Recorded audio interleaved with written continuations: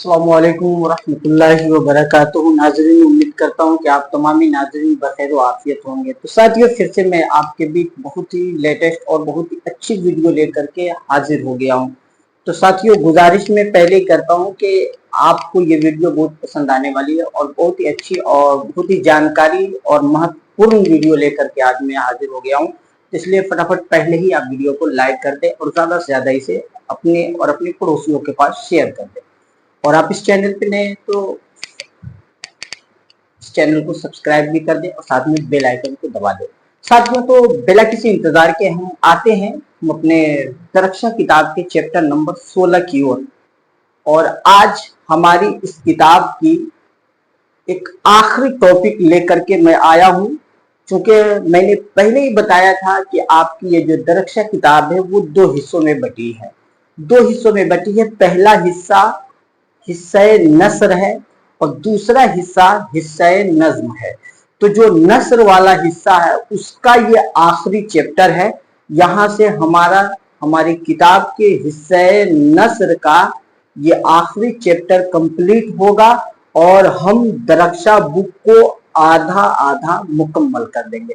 बहुत ही interesting chapter है, आप इसको देखेंगे। और ये चैप्टर ये एक इंटरव्यू है जो बताया गया है हमारे दरक्षा किताब के अंदर। इस चैप्टर से भी 2, 4, 5 क्वेश्चन अक्सर आते हैं और आने वाले 26 के एग्जाम में भी हमें टकराएंगे। अगर हम इस चैप्टर को समझने की कोशिश करते हैं, अगर हम इस चैप्टर पे अपनी पकड़ मजबूत कर लेते हैं, तो आने वाले 26 के क्वेश्चन में हमें यहाँ से 4 से 5 क्वेश्चन देखने को मिलेगा। यहाँ से 4 से 5 क्वेश्चन हमको देखने को मिलेगा। तो एक एक पॉइंट को जो बिहार वो टच कर सकता है, वो सारे पॉइंट को मैं यहाँ पे कवर करके रख लिया हूं, वो वन करीब आपके बीच में शेयर करने वाला हूं। तो साथियों, हम ये देख लेते हैं कि चैप्टर नंबर 16 हमारा क्या है, बेदी से इंटरव्यू। अब इंटरव्यू का क्या मतलब होता है, इंटरव्यू कहते किसको है? तो इंटरव्यू हम और आप अच्छी तरह से जानते हैं कि जब भी आमतौर से आप सुनते भी होइएगा कि जब आदमी कोई कॉम्पिटिटिव एग्जाम क्रैक कर लेता है तो उसका एक शॉर्ट इंटरव्यू लिया जाता है, जो एक खास मौजू पे होता है, इंट्रोडक्शन के तौर पे। और उन्होंने इस सफलता को हासिल करने के लिए कितनी कोशिशें की है, क्या उनका टाइमिंग था, क्या उनका टाइम टेबल था, पढ़ाई का क्या समय था, खाने पीने का क्या समय था, दुनियावी और मामलात के बारे में क्या क्या बातें थी। तो ये शॉर्ट बातें एक खास टॉपिक पे जो होती है उसको इंटरव्यू कहा जाता है। और अगर हम इंटरव्यू को परिभाषित करें, इंटरव्यू का मतलब समझने की कोशिश करें, तो इसका सीधा मतलब ये होता है कि किसी भी टॉपिक पे, किसी खास टॉपिक पे गुफ्तगू, दो आदमी के बीच की गुफ्तगू, ये इंटरव्यू कहलाता है। किसी खास मौजू पे दो आदमी की गुफ्तगू को हम इंटरव्यू कहते हैं। तो साथियों, आज का जो ये इंटरव्यू है वो बेदी साहब से है। बेदी साहब का इंटरव्यू लिया गया था और इस बेदी साहब का पूरा नाम राजिंदर सिंह बेदी था। पूरा नाम राजिंदर सिंह बेदी था। तो इंटरव्यू देने वाले बेदी साहब हैं, तो इंटरव्यू लेने वाले भी होंगे। तो इंटरव्यू लेने वाले दो लोग हैं, एक है इस्मत चुगताई और दूसरा ये जेंट्स है जिसका नाम है फैयाज रिफअत। इस्मत चुगताई और फैयाज रिफअत, ये दोनों इंटरव्यू लेने गए बेदी साहब का। इस्मत चुगताई ये भी एक मशहूर अफसाना निगार है और ये साहब भी तकरीबन अफसाना निगार है। अफसाना निगार के साथ साथ इस्मत चुगताई जो है ना, ड्रामा निगार भी है। ड्रामा निगार भी है। बहुत सारी नावल को भी लिखा है, जो इनकी तहरीरों से पता लगता है। हमें बहरहाल इस तरफ नहीं जाना है, हमें असल फोकस इधर करना है। बेदी साहब का इंटरव्यू लिया गया था। कब लिया गया था? लेने वाले इस्मत चुगताई और फैयाज रिफअत थे जो इंटरव्यू इनका लिया था। और ये इंटरव्यू कब लिया गया था? 16 जुलाई को। कब लिया गया था? 16 जुलाई को 1984 ईस्वी, 16 जुलाई 1984 ईस्वी को ये इंटरव्यू लिया गया था। इंटरव्यू देने वाले राजेंद्र सिंह बेदी थे और इंटरव्यू लेने वाले इसमें चुगताई और फैयाज रिफात। हम यहाँ पे राजेंद्र सिंह बेदी के बारे में जान लेते हैं, चूंकि इंटरव्यू के बीच में उनसे जो भी सवालात किए गए थे वो कुछ सवालात के यही वो बातें थी जो पूछी गई थी और बेदी साहब ने जवाब में दिया था। बताया है कि राजेंद्र सिंह बेदी, अगर सवाल ये किया जाए कि राजेंद्र सिंह बेदी कौन है, तो उसका जवाब ये होगा कि राजेंद्र सिंह बेदी बहुत ही मशहूर व मारूफ अफसाना निगार, बहुत ही ग्रेट अफसाना निगार थे। राजेंद्र सिंह बेदी का जो पहला अफसाना था, जो पहला अफसाना राजेंद्र सिंह बेदी ने लिखा था, उस अफसाना का नाम है साथियों, उस अफसाना का नाम है महारानी का तोहफा। जो सबसे पहला अफसाना बेदी साहब ने लिखा था, उस अफसाना का नाम महारानी का तोहफा है। अगर बात कर ले हम राजेंद्र सिंह बेदी की पैदाइश की, तो इनकी पैदाइश 1 सितंबर 1915 ईस्वी को लाहौर में हुई। 115 ईस्वी को 1915 ईस्वी को लाहौर में हुआ था। इनकी पैदाइश 1915 को लाहौर में हुई। पहला अफसाना इनका महारानी का तोहफा है। और अगर हम बात करें इनके अफसानवी मजमूए की, तो इन्होंने बहुत सारी अफसाने की किताब लिखा और उन सारी किताबों में जो सबसे पहले अफसाने की किताब लिखा था उसका नाम था दाना व दवाम। नोट कीजिएगा, एक क्वेश्चन आपके एग्जाम में देखने को मिलेंगे। राजेंद्र सिंह बेदी के पहला अफसानवी मजमुआ का नाम क्या है? दाना व दवाम। अफसानों की किताब का पहला नाम क्या है? दाना व दवाम। राजेंद्र सिंह बेदी ने ड्रामे का मजमुआ भी लिखा, ड्रामे का मजमुआ भी लिखा, उसका नाम है 7 खेल। 7 खेल। डॉक्टर राजेंद्र सिंह बेदी के ड्रामे का मजमुआ का नाम क्या है? 7 खेल। अगर हम बात करें राजेंद्र सिंह बेदी की नावल की, तो इन्होंने एक ही नावल लिखा था और उसके बाद दूसरी कोई नॉवेल नहीं लिखा। एक नॉवेल लिखा था जिसका नाम है एक चादर मैली सी। एक चादर मैली सी। राजेंद्र सिंह बेदी बहुत बड़े कलमकार थे। इन्होंने बहुत सारी फिल्में भी लिखी है, बहुत सारी फिल्में लिखी है, जैसे कि दस्तक इनकी एक फिल्म है जिनकी कहानी को इन्होंने लिखा था। गरम कोट, इस कहानी को भी यही लिखे थे राजेंद्र सिंह बेदी। देवदास फिल्म है, इस फिल्म को भी इन्होंने ही लिखा था। मिर्जा गालिब, इस फिल्म को भी इन्होंने ही लिखा था। मधुमती नाम की एक फिल्म है, उसको भी राजेंद्र सिंह बेदी ने ही लिखा था। इतनी सारी फिल्म, दस्तक है, गरम कोट है, देवदास है, मिर्जा गालिब है, मधुमती है, इन सारे को किसने लिखा था? राजेंद्र सिंह बेदी ने लिखा था। और अगर हम बात करें राजेंद्र सिंह बेदी की मुलाजमत की, नौकरी की, तो राजेंद्र सिंह बेदी ने ऑल इंडिया रेडियो में काम किया है। ऑल इंडिया रेडियो में मुलाजमत किया है और ऑल इंडिया रेडियो में मुलाजमत करते करते प्रमोशन इनका हुआ, तो उस ऑल इंडिया रेडियो में स्टेशन डायरेक्टर हो गए। स्टेशन डायरेक्टर तक के ओहदा तक पहुंच गए थे 1948 में। 1948 में ये स्टेशन डायरेक्टर हो गए थे। अगर हम राजेंद्र सिंह बेदी जी की इंतकाल की बात करें, तो इनका इंतकाल 11 नवंबर 1984 को हुआ था।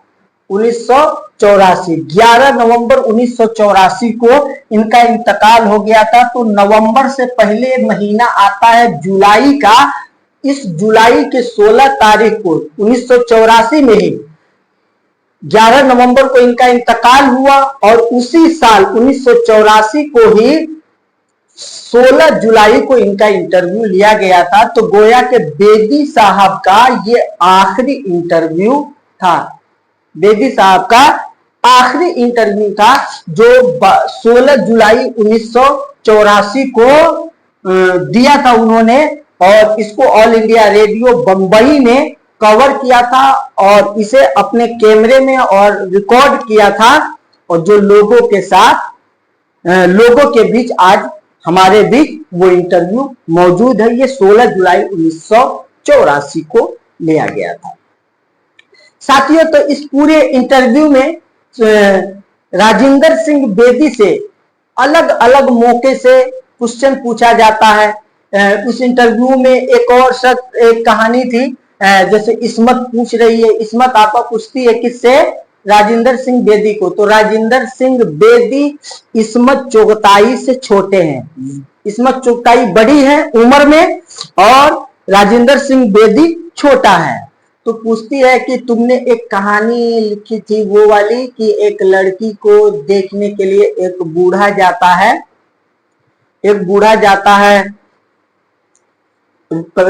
बूढ़ा एक लड़की को देखने जाता है, अपने बेटे के लिए पैगाम लेकर के जाता है कि तुम मेरे बेटे से शादी कर लो। ऐसी कोई कहानी लिखी है तुमने, वो कहानी मुझे बहुत अच्छी लगी। तो बेदी साहब जवाब देते हैं, हाँ मैं इस शादी का पैगाम लेकर के जा रहा था, मेरे बेटे की कई जगह मैं पैगाम लेके गया, बात नहीं बनी। तो एक अपने बेटे के पैगाम लेके एक लड़की के पास गया था, तो उस लड़की ने मुझसे जली कटी बात कर रही थी, मुझसे हमेशा जो है ना जली कटी बात करती, गुस्सा करके बात करती। हाँ, तो ये सारा मामला उसका था। फिर जब उसकी शादी हो गई तो मैंने उस लड़की को आवाज दिया, तो वो लड़की आई और देख करके दंग रह गई कि अरे ये बुढ़ा तो वही बुढ़ा है जो पहले मेरे पास पैगाम लेकर के गया था। तो ये बातें हैं।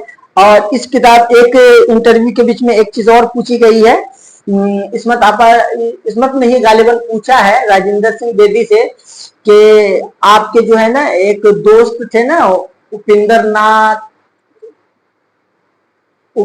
नाथ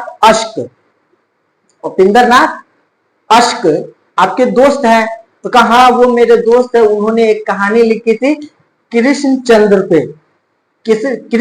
पे एक कहानी लिखी थी, जिस कहानी को मैं पढ़ा था। पढ़ने के बाद जो है ना मुझे वो कहानी इतना मुतासिर कर दिया कि मैं अपने उस पुराने दोस्त यानी कृष्णचंद्र को ढूंढने लगा। अब रास्ते से जहां भी गुजरा करता था तो लोगों से पूछा करता था कि तुम कृष्णचंद्र हो, और जवाब देता नहीं, तो ये हो जाता था। ढूंढता रहा, उसकी मुलाकात नहीं होती थी। लेकिन पंजाब की वो पब्लिक लाइब्रेरी जहां से कैरियर नाम का एक रिसाला, एक मैगजीन प्रकाशित होता था, तो उस मैगजीन के हवाले से कुछ बात करनी थी। तो पंजाब पब्लिक लाइब्रेरी में जब ये पहुंचे तो वहां जाकर के उसी शख्स को कह रहे हैं कि क्या तुम कृष्णचंद्र हो? जो कृष्णचंद्र पहले से है उसी से पूछा जा रहा है। बेदी साहब पूछ रहे हैं कि क्या तुम कृष्णचंद्र हो? तो जैसे ही बेदी ने ये कहा कि क्या तुम कृष्णचंद्र हो, तो कृष्णचंद्र ने ये जवाब दिया था कि क्या तुम बेदी हो? तो ये दोनों की मुलाकात हो जाती है और दोनों आपस में गले मिलते हैं। फिर दोनों दोस्त मिल जाते हैं। तो इस पूरे इंटरव्यू को भी देखा जाए तो इतना एक फिल्मी अंदाज में इसको इस तरह से सेटअप किया गया है और इस तरह से क्वेश्चन पूछा गया और वो इस हिसाब से इंटरव्यू में सारे सवालात का जवाब दिया। जैसा लगता है कि जैसे हम सीरियल बाय सीरियल किसी पिक्चर को देखते आ रहे हैं और इसका जो दी एंड है वो बहुत जबरदस्त खतरनाक तरीके से कि दो बिछड़े हुए दोस्त आपस में गले मिलते हैं और इंटरव्यू खत्म हो जाता है। इंटरव्यू लेने वाले इसमें सुनता है और तैयार देता है। दोनों कहते हैं कि राजेंद्र सिंह बेदी हम आपके सदा आभारी रहेंगे, ये हमारी सआदत की बात है कि आपने हमें इंटरव्यू दिया है, और यहीं पे इंटरव्यू खत्म हो जाता है। तो ये राजेंद्र सिंह बेदी की बहुत सारे इंटरव्यू है, लेकिन इनकी एक ही इंटरव्यू को कवर किया गया है जो 16 जुलाई 1984 को रिकॉर्ड कराया गया था। और इत्तेफाक ये कहिए कि राजेंद्र सिंह बेदी के इस इंटरव्यू को हमारे बिहार बोर्ड ने 10वीं क्लास में हम तक पहुंचाने का काम किया, जिसको आज हम पढ़ रहे हैं। तो ये चैप्टर हमारे लिए बहुत अहम है। आपसे गुजारिश कर रहा हूं, आपसे गुजारिश है कि ये चैप्टर बहुत अहम है। यहां से आपको 4 से 5 क्वेश्चन देखने को मिलेंगे। 4 से 5 क्वेश्चन देखने को मिलेंगे, इसलिए इसको आप कवर करके रखें, ये बहुत महत्वपूर्ण है। सारे चैप्टर से क्वेश्चन पूछे जाते हैं, लेकिन ये चैप्टर वाकई बहुत महत्वपूर्ण है। इससे 4 से 5 क्वेश्चन आपको देखने को मिल ही जाएंगे, इसलिए इसको कवर कर ले। जो लोग लेना चाहते हैं स्क्रीनशॉट, तो वो ले ले इसका स्क्रीनशॉट। तो साथियों, यही है हमारा वो इंटरव्यू जिसके बारे में हमें जानना था, और वो सारी बातें आपको मैंने बता दी। अगर बात आपको समझ में आई हो तो वीडियो को लाइक कर देंगे और ज्यादा से ज्यादा इसे शेयर कर देंगे। अगर आप चैनल पे नए हैं तो रुक करके चैनल को सब्सक्राइब कर दे और साथ में बेल आइकन को दबा दे, ताकि हर रोज आने वाली वीडियो का नोटिफिकेशन सबसे पहले आप तक पहुंचे। आज के वीडियो में बस इतने ही, मिलते हैं अगले वीडियो में, अगले एपिसोड में। तब तक के लिए इजाजत चाहता हूं। खुदा हाफिज, अस्सलामु अलैकुम।